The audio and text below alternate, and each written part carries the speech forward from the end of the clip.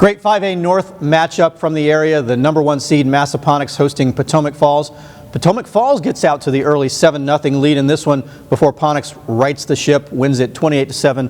Justin, you were at this game. It was really funny. If you watched the first drive, Potomac Falls gets the ball. They march down the field, 15 plays or so, score a touchdown, take the lead. Massapequa answers, but then they self-destruct, punt. Potomac Falls is driving again, and you're going, oh my gosh, is Potomac Falls going to drive for a second touchdown to be up 14-0? No, they fumble, Massapequa recovers, and it's all Massapequa the rest of the way out. They really shut down the Potomac Falls offense. The Massapequa offense was good. They got to limit the penalties and turnovers, in fact, but did enough and were in control of the game after about midway through the second quarter. So it was more a matter of self-destruction than Potomac Falls putting up a good defensive front. Yeah, I think so. You know, the Massapequa fumbled a couple times on promising possessions. Again, it was 12 penalties for something like 125 yards, and all at the exact wrong time. You know, a pass interference on 3rd and long, things like that. It's just really gut-wrenching to see happen. And an impressive combination of very similar statistics on the rushing side from Massapequa. So Joey Benden leads all rushers, 21 carries, 100 yards rushing, 2 touchdowns. Season high in carries. Season high in carries, absolutely. An impressive season, but a season high in carries. 100 yards rushing for Benden. Trey Watkins, 17 carries, 99 yards rushing. Tristan Medina, 8 carries, 98 yards rushing and a touchdown. That's almost all 3 made the century-yard mark, but 3 of them within 2 yards of each other. That's sort of a strange, interesting statistical little quirk there. I do not think that's strange for Massapequa. Yeah, I've seen that before. I think what was kind of uncommon about that is the number of carries they got. They must have run a lot of plays in this, because their drives are usually like 3 or 4 plays. Joey runs like 40 yards for a touchdown, and that's it. This seems like they maybe were a little bit more ball control in this game. They did run a bunch of plays, and furthermore, of course, this is maybe since the Cortland game, that's the first game their starters have played all 4 quarters. Right. It's the first time that's had to happen. They haven't had a game where at the end it's, you know. First time they've trailed since the early in the Riverbend game. Since the Riverbend game, early in the game, So that's, that's 8 or so games there. And it was interesting, but again, have no doubts, Massapequa controlled this thing from about that turnover on. It was all Panthers. You know, it's not uncommon. I've seen them 3 times this year, and it wasn't uncommon for them to give up an early drive to a team. I saw Riverbend go up on them, well, not go up on them early, but score early. I saw Brook Point do it. I saw Chancellor do it.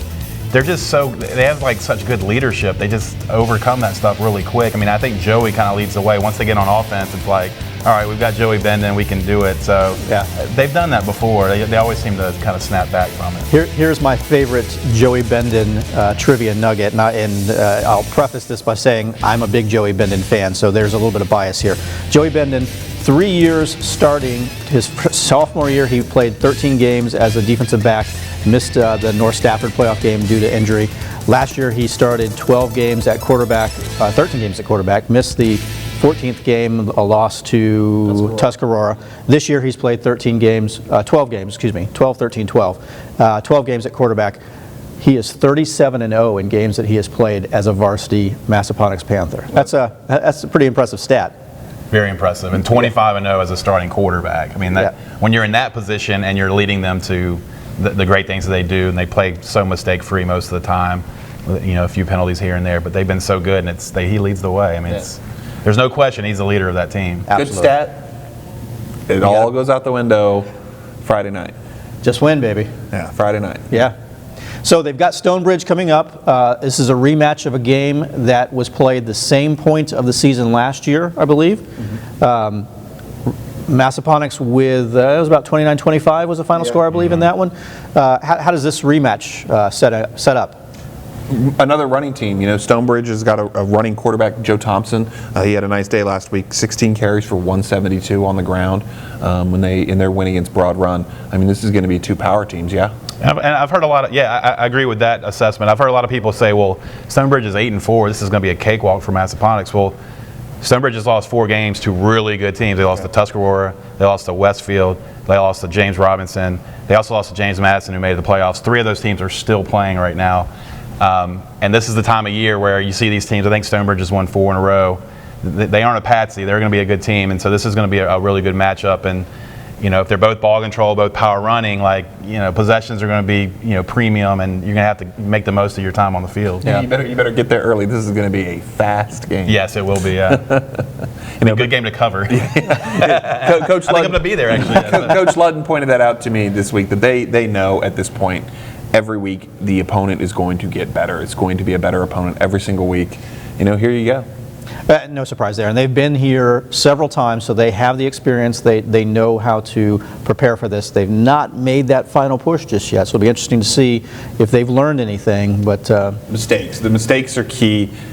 The mistakes against Potomac Falls were painful for them, I know. You got to avoid those mistakes. You like Ponix?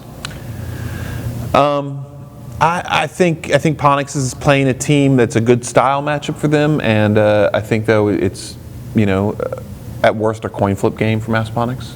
I think Massapequa wins this game. I mean, they're too good on offense. I mean, if they avoid those mistakes, I just think they're too good. That's the thing. I mean, I've seen them enough to know that defensively this year they're so balanced, and offensively, when you have a guy like Joey Benden leading the way, their running backs have been so good. They're just a really strong football team. They have to limit the mistakes, though. I mean, we're at that time of year where 1 or 2 fumbles can dictate a full game. So they're certainly not good enough to expect to roll against a quality team like Stonebridge. Right. Okay. Well, we'll see. I like Ponix as well, by the way, so we'll be on record there. So Massaponix with the 28-7 victory over Potomac Falls, and they meet Stonebridge in round 3. Perhaps an epic 5A North matchup between North Stafford and Brook Point. This one coming down to final seconds, a missed field goal with about a minute to go. North Stafford comes away with a 35-33 victory over Brook Point. Back and forth game, lots of yards racked up on the ground. Just two impressive teams here. Well, and you knew North Stafford was not going to make the plethora of mistakes that they made the first time these two played. You knew those were going to be factored out, and I think you got a better game out of it, yeah. And I think I wrote in my story, I wrote a preview for this game, and I said the team that ran the ball better was going to win, or that was going to be the biggest factor. Yeah. Well, Damone Drew goes for 320 and 3 touchdowns. Yeah. The balance of North Stafford is what won it for them. I think that they're finally starting to just really come together and do everything well. I mean, they gave up some points in this game, but we know how prolific Brook Point is.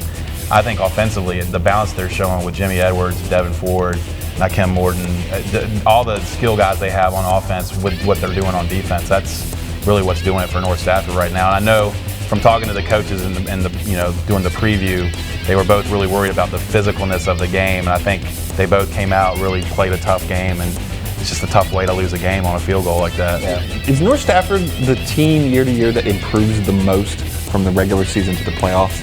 It seems to me that they're always the team that the playoffs begin and North Stafford gets a little bit better. The results always bear out that way, and Joe Mangano he always plays with his lineup a little bit. You always hear him talk about, well, we put this guy here, we put this guy here. I think when you deal with injuries and what have you, you have to kind of find a place. I mean, Devin Ford even played some safety this year to kind of fill in for an injured player.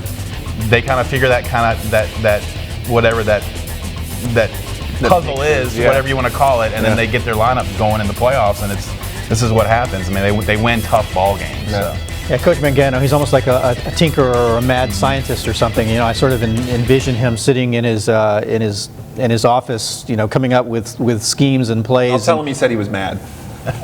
I'll tell him. I mean, I think I mean that with all respect. That's intended to be a compliment. If there's any coach from the area that I don't want to have to play twice in a season, it's North Stafford. And that's it. That they get better. They definitely get better. Yeah. Let's go through the offensive statistics for North Stafford in this one. Devin Ford, 30 carries, 214 yards, 2 scores, rushing the ball. Jimmy Edwards with a nice day passing, 15 of 20, 251 yards, 3 scores. 2 of those go to Guy Keith, who catches 7 balls, 168 yards. An impressive performance on North Stafford's side. But Damone Drew just continues to impress as well. I mean, this was quite an impressive offensive display from both sides. I think was there a game this year where he went under 200? Maybe the opener where he didn't play the full game. I mean, it seemed like every week, no matter what his workload was, he was going over 200 yards. I mean, 320 yards. I think that was the second game this year where he went over 300. And I might be wrong. It might have been more than that. But, I mean, the kid just ran hard all year long. I will say, and for the viewers, I don't, unfortunately, and I'll try to put a little plug in here, I don't have a vote for Area Player of the Year or for all area teams.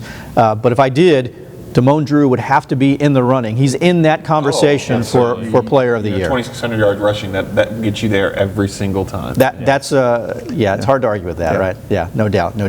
Okay, so North Stafford gets the victory over Brook Point, which means that they move on. North Stafford 9-3 on the season.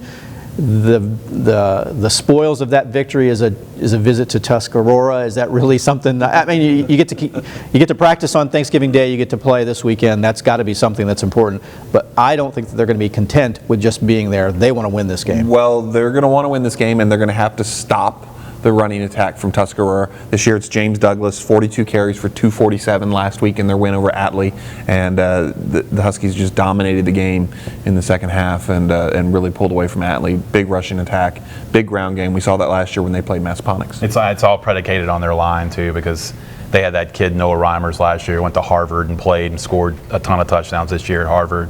He ran for 300 yards a game for them last year. I thought once he graduated, I'm like, they just bring another guy in. It reminds me a lot of Massapequa. Okay, we just have to find the guys to kind of fit the spot in our offense, and it sounds like they've got their tailback. They're 12-0 for the second straight year.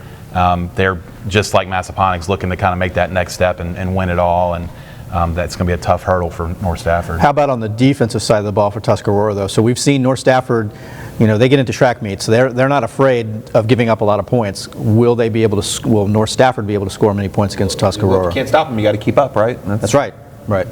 And I think North Stafford's had some games this year where they've found it hard to score, but it's going to be hard to really contain all the weapons that North Stafford has. I think they'll be able to score the ball. I just think that they've got to find a way to slow down that Tuscarora offense and make sure they're just not grinding it out and grinding the clock down and not giving them a chance to get out there and get their points. Brook Point got 300 from Drew on North Stafford. North Stafford definitely got to be better against the run this week. Yes, absolutely, no doubt. So it's going to be a tough sledding for North Stafford. I think we all agree here. But my goodness, what a great game here in North Stafford Brook Point. Winnable game for North Stafford this week. Well, I agreed. The chip in the chair. That's the Justin Rice mantra there. North Stafford's alive today because they're a good team as well. Yeah, absolutely. And they've got a great coach, and they've got some really good skill players. You think he's crazy? I'm sorry, Matt. Matt. Well, now it's on. Coach Mangano, I do like you. You know that. Now it's on. Right. All right. Well, North Stafford with the 35-33 victory over Brook Point, and the Wolverines will face Tuscarora in round 3 of the playoffs.